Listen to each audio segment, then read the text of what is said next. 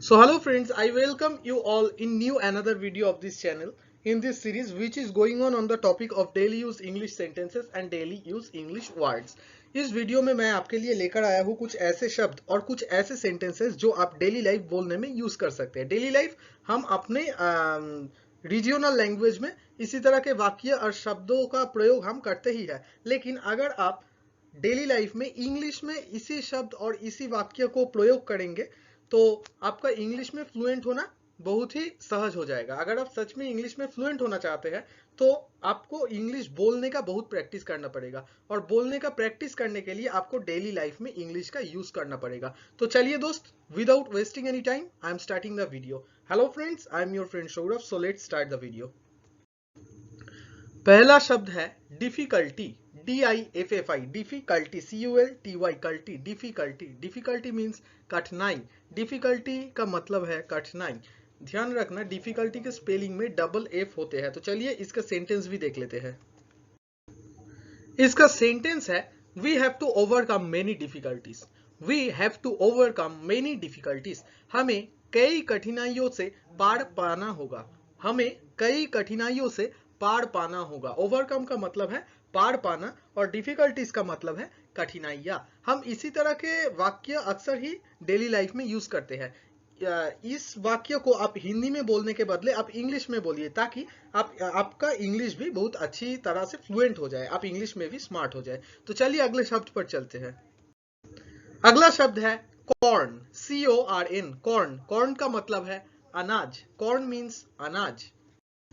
इसका सेंटेंस है the corn was stored in large sacks. The corn was stored in large sacks.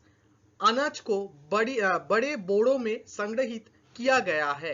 अनाज को बड़े बोरों में संग्रहित किया गया है। स्टोर्ड का मतलब है संग्रहित, सैक्स का मतलब है बोरो, और कॉर्न का मतलब है अनाज। आप देख सकते हैं कि एक ही सेंटेंस से आप तीन तीन नए शब्द से परिचित हो रहे हैं। इसी तरह के सेंटेंस पाने के लिए इस चैनल को जरूर सब्सक्राइब करना।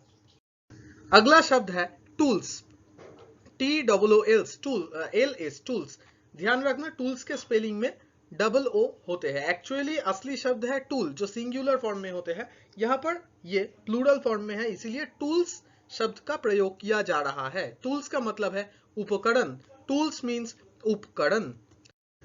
इसका सेंटेंस है some tools are needed to execute the work.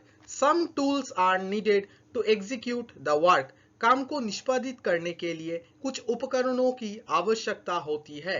काम को निष्पादित करने के लिए कुछ उपकरणों की आवश्यकता होती है। यहाँ पर नीडेड का मतलब है आवश्यकता, टूल्स का मतलब है उपकरण, और एग्जीक्यूट का मतलब है निष्पादित। अगले शब्द आने से पहले और एक बात कह देना चाहता हूं कि अगर इस चैनल का वीडियो आपको इंग्लिश सीखने में अच्छा लगता है, इंग्लिश सीखने में यूजफुल लगता है, और इस चैनल का प्रेजेंटेशन अच्छा है, तो चैनल को जरूर सब्सक्राइब कीजिए और बेल बटन को ऑन करके ऑल ऑप्शन पर क्लिक कर दीजिए, ताकि इस चैनल में अपलोड किया जाने वाला हर एक नए वीडियो का नोटिफिकेशन आपको मिलते रहे, आप इंग्लिश सीखते रहे। अगर वीडियो अच्छा लगता है तो वीडियो को जरूर लाइक कीजिए और शेयर भी कीजिए। कुछ भी मुझसे पूछना है इंग्लिश के बारे में तो जरूर कमेंट कीजिए। तो चलिए अगले शब्द पर चलते हैं।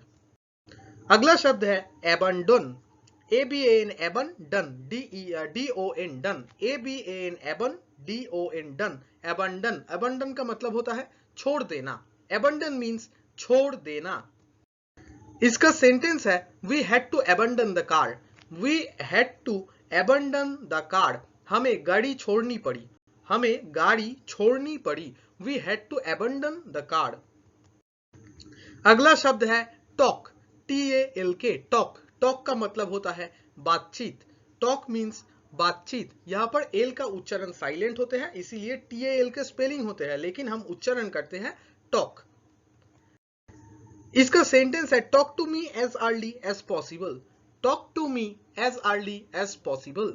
जितनी जल्दी हो सके मुझसे बात करे। जितनी जल्दी हो सके मुझसे बात करे। ये एज अर्ली एज पॉसिबल, इस सेंटेंस का ये as early as possible part बहुत ही अच्छा होता है और बहुत ही यूजफुल होते हैं। हम अक्सर इसी तरह के पार्ट लाइफ में बोलते हैं कि जितना जल्दी हो सके कर दीजिए। Do it as early as possible और एज सुन एज पॉसिबल, आप इसी तरह से भी बोल सकते हैं। तो talk to me as early as possible, जितनी जल्दी हो सके मुझसे बात करे। जितनी जल्दी हो सके मुझसे बात करे। टॉक के नीचे भी अंडरलाइन है, बात के नीचे भी अंडरलाइन है, यानी कि टॉक का मतलब है बात, अर्ली का मतलब है जितने जल्दी, और पॉसिबल का मतलब है हो सके या फिर संभव। इसी तरह के शब्द के लिए हम पॉसिबल शब्द का यूज करते हैं इंग्लिश में। अगला शब्द है पर्सन, पी आर पर एस ओ एन सन, पर्सन। पर्सन का मतलब है व्यक्ति, पर्सन मीन्स व्यक्ति।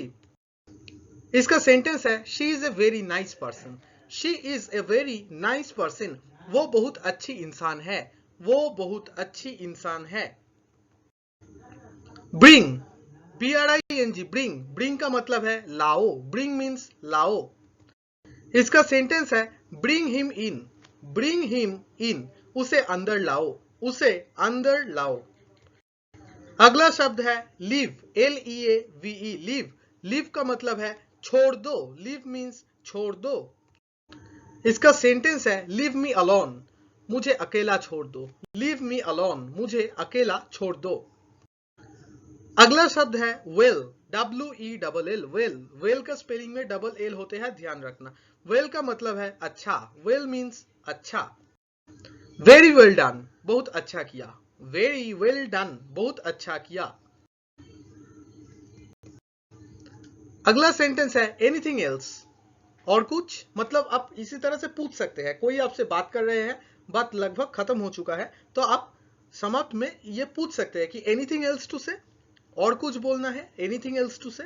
इसी तरह के सेंटेंस में हम एनीथिंग एल्स का प्रयोग करते हैं। इसका सेंटेंस भी मैं इसीलिए ही लेकर आया हूं कि एनीथिंग एल्स टू से, कहने के लिए और कुछ, मतलब और कुछ कहना है, इसी तरह बोलने के लिए हम इंग्लिश में ऐसे बोलते हैं। गोइंग ऑन, चल रहा, गोइंग ऑन, चल रहा, ये एक फ्रेजल वर्ब होते हैं एक्चुअली, कंटिन्यूटी समझने के लिए। व्हाट्स गोइंग ऑन, क्या चल रहा है, व्हाट्स गोइंग ऑन, क्या चल रहा है। अगला शब्द है ओपिनियन, OPION, ओपिनियन। ओपिनियन का मतलब है राय, ओपिनियन मीन्स राय।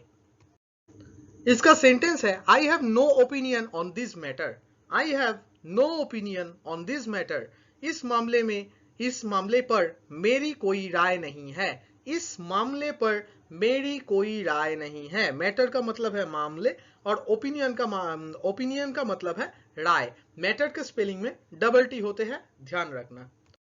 तो चलिए दोस्त, आज के लिए बस इतना ही। मिलते हैं अगले वीडियो पर कुछ नए शब्द और कुछ नए सेंटेंस को लेकर। एक्चुअली मैं ये एक सीरीज चला रहा हूँ, हर दिन 2 वीडियो अपलोड किया जा रहा है इस चैनल पर, ताकि आपको अच्छी तरह से इंग्लिश सेंटेंस और शब्द के बारे में ज्ञान हो जाए और आप अच्छी तरह से इंग्लिश बोल सके।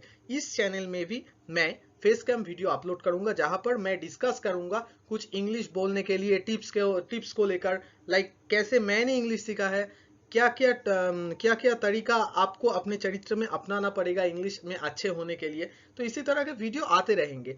अगर वीडियो अच्छा लगता है तो चैनल को जरूर सब्सक्राइब कीजिए। Thanks for watching my video and goodbye everyone. Thank you everyone.